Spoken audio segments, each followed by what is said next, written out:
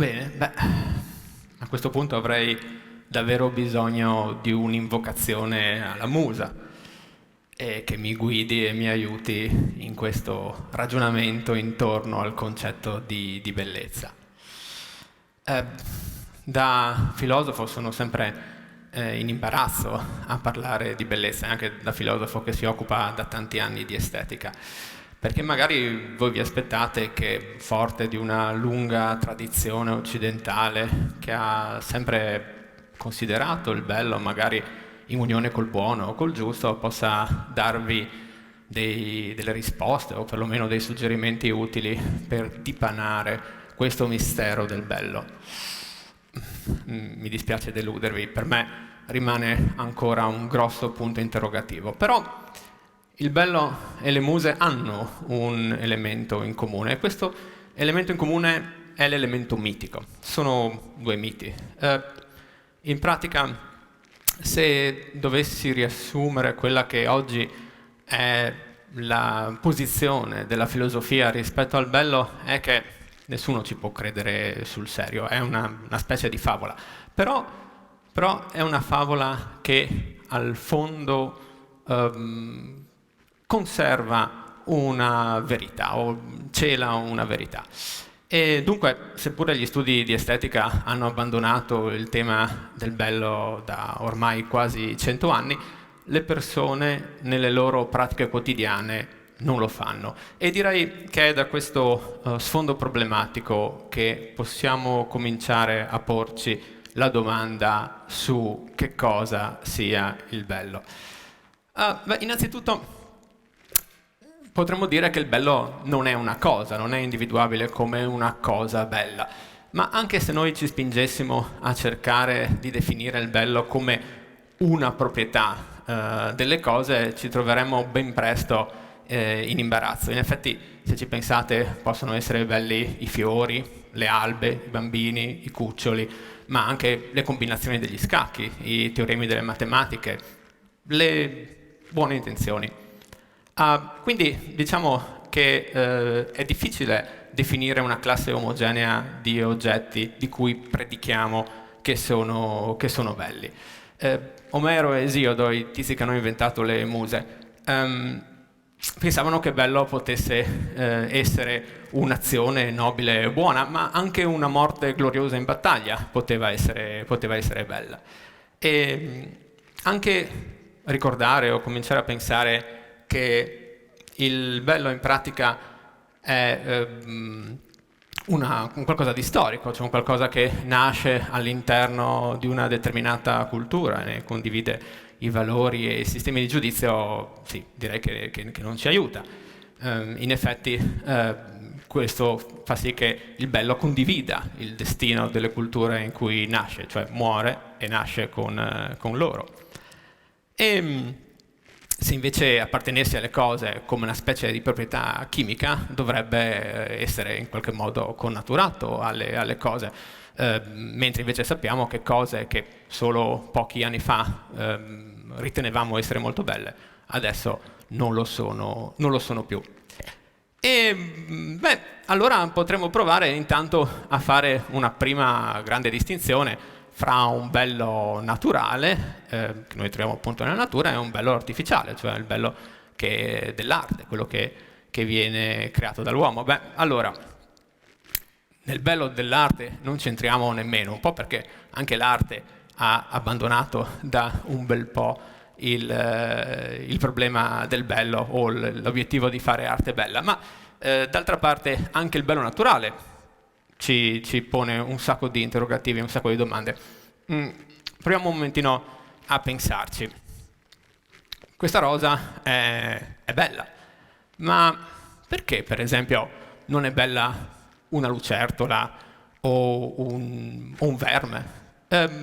Anche rispetto al corpo umano abbiamo un sacco di criteri estetici per definire belli gli occhi, il viso di una persona, ma accogliendo quella che era una provocazione di David Cronenberg, il grande regista, perché non esistono concorsi di bellezza per organi interni? Che ne so, il rene più bello, il fegato più bello. E Quindi, là dove appunto ormai la confusione sembra regnare sovrana, ecco che forse però possiamo intuire un filo che, se seguiamo, potrebbe forse aiutarci a uscire da questo vespaio. Questo filo lo scopre alla fine del Settecento un filosofo tedesco che si chiamava Immanuel Kant.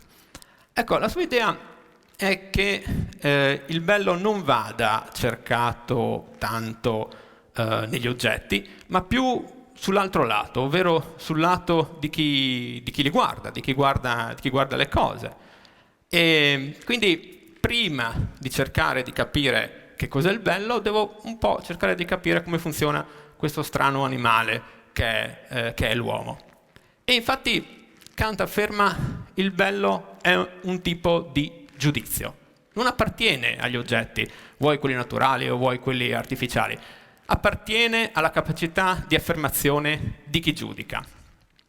E quando io dico una rosa è bella, dico qualcosa di molto diverso che se dicessi una rosa è rossa, perché nel secondo caso io definisco e discrimino. Nel primo caso, invece, io mi riferisco soltanto ai sentimenti di piacere e dispiacere che ogni cosa, qualsiasi cosa che io incontro nella mia vita provocano su di me. Quindi bella non è la cosa, bello è il sentimento che provo e che posso appunto giudicare come bello. Il bello non è neanche il piacevole, come posso dire, che ne so, a me piace il gelato al pistacchio. E c'è di più, dice Kant. Quando io dico un tramonto è bello o una rosa è bella, lui dice pretendo all'universalità. Cioè, sono dell'idea che tutte le persone in quel momento debbano condividere il mio giudizio. Io posso benissimo ammettere che ci siano persone che preferiscono il gelato al cioccolato o anche di quelli che amano la vaniglia, ma in verità di fronte al giudizio è bello, io pretendo all'universalità, cioè riconosco negli altri la mia stessa identica capacità di giudizio. C'è un'espressione molto bella di Kant che è allgemeine Stimme, cioè c'è una voce comune. Il bello parla con una voce comune, una voce che appartiene a tutti. È il fondamento di una prima comunità. Beh, è già una prima svolta.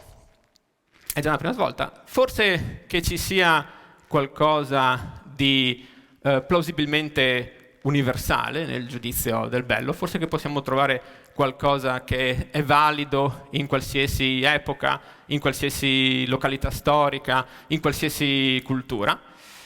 Beh, moderni studi, recentissimi studi di neuroscienze vanno proprio in questa direzione, cioè pensano proprio che possa essere così. Recentemente sono stati pubblicati proprio degli studi cross-culturali che quindi sono stati fatti in varie parti del mondo, in varie categorie sociali delle parti del mondo e anche in varie fasce di età, e per definire se esiste un calotipo della bellezza. E in effetti hanno scoperto l'esistenza di un calotipo della bellezza del volto femminile al quale tutti i maschi adulti eterosessuali reagiscono allo stesso modo.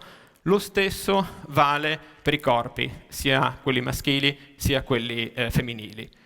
Le proporzioni e la simmetria, come già sospettavano i greci, sono proprio elementi costitutivi della bellezza, in modo transculturale e transindividuale. Certo, il fatto che la bellezza abbia dei fondamenti universali non significa che la cultura non influisca profondamente e in maniera spesso radicale, e ancora di più l'esperienza personale dell'individuo che non influisca in maniera assolutamente radicale su quella che poi è l'idea di bellezza che ciascuno di noi ha. Ma significa una cosa più sottile, ovvero che al fondo di tutte queste diverse idee di bellezza agisce un meccanismo più profondo.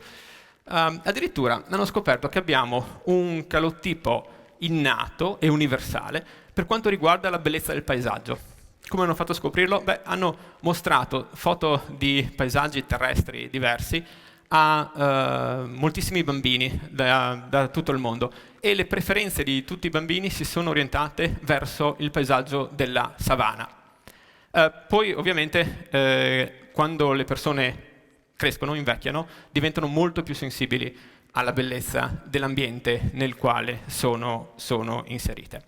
Ora, per cercare di capire perché questo elemento di universalità rispetto al bello, vi conduco in una specie di esperimento mentale che è stato proposto da un neuroscienziato indiano che si chiama Anyan Chattari, e che riguarda queste strane costruzioni. Sono in inglese hoodos, in italiano camini delle fate, ma non l'avevo mai sentito prima.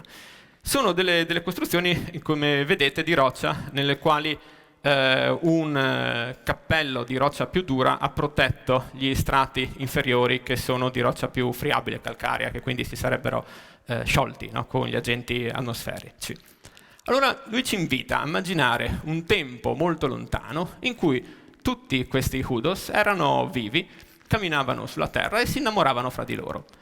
Ad alcuni hoodos piacevano gli hoodos col cappello, ad altri piacevano quelli senza cappello, altri gli hoodos curvi, altri gli hoodos dritti, e ciascuno a secondo quello che era il proprio talento, chiamiamolo così. E col passare del tempo, però, le intemperie hanno risparmiato solo gli hoodos che sono coperti da un pesante, solido cappello di roccia che li proteggesse. E cosa vuol dire? Vuol dire che in verità i caratteri universali del bello che noi abbiamo non sono in realtà innati o presenti fin dall'inizio, ma sono il risultato di un processo. Quindi quello che è avvenuto per gli hoodos, qualcosa di simile, è avvenuto anche per gli animali e per gli uomini. I criteri, gli elementi del bello che sono presenti oggi sono quelli che sono sopravvissuti, diciamo così, alla selezione naturale. E quindi non sono lì fin dall'inizio, ma sono proprio il risultato di un processo. Non è che la simmetria e la proporzione corrispondono al tipo di bellezza originaria, ma sono quelli che alla fine sono stati più utili all'uomo e più efficaci per la nostra sopravvivenza in questo ambiente. Dunque si potrebbe dire che la bellezza è una forza che guida le nostre scelte ed è un bene che lo faccia, come sanno benissimo da anni i responsabili del marketing o delle campagne elettorali. E arrivando all'ultima parte di questo ragionamento mi servirò di un altro mito che mi è molto utile. È il mito di Narciso, il bellissimo figlio di Liriope, la ninfa, lo ricorderete tutti. Si innamora così tanto della sua bella immagine riflessa nell'acqua che si dimentica di mangiare e di bere e alla fine muore. Anzi, quindi possiamo dire che in pratica si dimentica completamente di avere un corpo. Secondo me l'immagine di Narciso è proprio, il mito di Narciso è proprio quello che potrebbe finire per descrivere al meglio la situazione in cui ci troviamo oggi rispetto al tema della bellezza. In effetti ci possiamo fare questa domanda: come cambia la bellezza in un ambiente che è sempre meno naturale e sempre più digitale? Pensateci un attimo. Se la bellezza è stata una forza naturale che ci è stato come utile criterio inconscio per sopravvivere in un ambiente che ci era ostile, ora che grazie alla tecnica abbiamo trasformato l'ambiente completamente a nostra immagine e somiglianza, l'esistenza del bello ha ancora senso? Nell'universo, nel mondo digitale in cui viviamo, la nostra esperienza è tutta trasposta in una pura fantasmagoria immaginaria, è fatto tutto di immagini, se si escludono i piccoli device sulle quali queste immagini girano. La nostra esperienza esistenziale è una strana declinazione di qualcuno che interagisce con uno schermo, sia per lavorare che per trovare un partner o per occupare il cosiddetto tempo libero. Tanto per darvi un dato che vi fa capire la dimensione della trasformazione a cui siamo andati incontro, pensate a questo. Nel Medioevo, mediamente, un europeo nella sua intera vita, si imbatteva in una quarantina di immagini artificiali. Oggi, nel 2022, un adolescente europeo si imbatte in 400.000 immagini al giorno. E quindi per chiudere con una analisi di un elemento molto comune che un po' ci ricorda Narciso, è questo, cioè il selfie.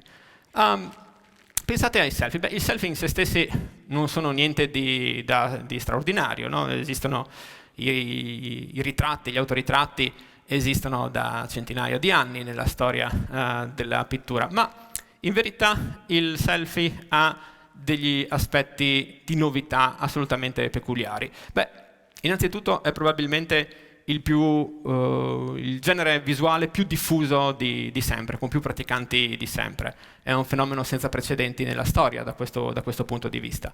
E poi ha una funzione immediatamente comunicativa.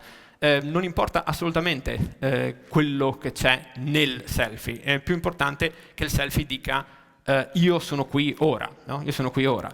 E inoltre la condivisione su degli spazi social di questi selfie e delle proprie narrazioni identitarie attraverso di essi crea delle straordinarie, delle enormi comunità virtuali. Kim Kardashian ha 289 milioni di amici sui social che gli mettono like e a cui lei piace. 289 milioni di amici che non credo abbia mai invitato alla sua festa di compleanno. E quindi allora possiamo chiederci, ci serve ancora la bellezza in questo ambiente che abbiamo creato noi e che abitiamo noi e che è a nostra immagine e somiglianza? Possiamo farne a meno dato che ha esaurito il suo compito biologico? Non ci resta forse che fare come Narciso e quindi immergersi in un mondo di beata contemplazione nel quale fondamentalmente la bellezza con le sue contraddizioni non ha più cittadinanza. Narciso aveva una possibilità di salvarsi e questa possibilità era rappresentata, se vi ricordate, dalla ninfa Eco. La ninfa Eco lo chiamava e lo amava in carne ed ossa per com'era.